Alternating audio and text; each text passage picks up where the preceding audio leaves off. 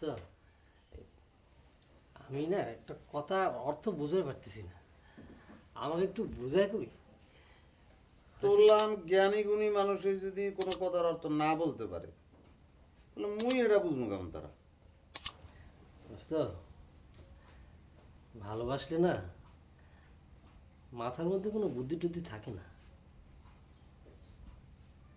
মাথার ব্রেন হয় চাল দেওয়া পানি হয়ে যায়, আর নাহলে গোবর হয়ে যায়। হয় বুঝতে পারছি, তোর মাথার গিলু ব্যাগ চাল দেওয়া পানি হয়ে গেছে, এখন বাহিরু ভাঙ্গে কর, ওটা বুঝি নেই।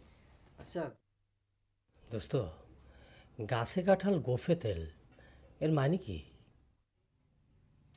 তুই এ কথার অর্থ বোঝো নাই দোস্ত? তয় হলে তোর মাথার গিলু তো এখন আর চাল দেওয়া পানির পর যায় নাই, অত গোবর হয়ে গেছে দোস্ত।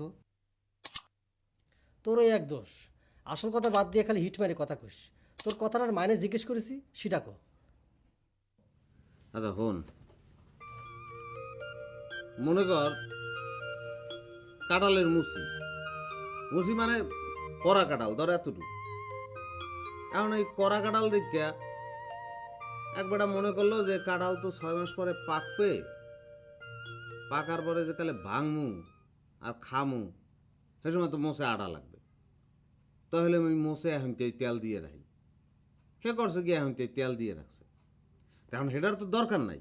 মনে কর কাঁঠাল যে গেলে ভাঙবে, ঠিক খাওয়ার আগে তেলটা দিলেই হয়, এখন হেইটা হে বোঝে নাই। আর তুই কি বুঝছো?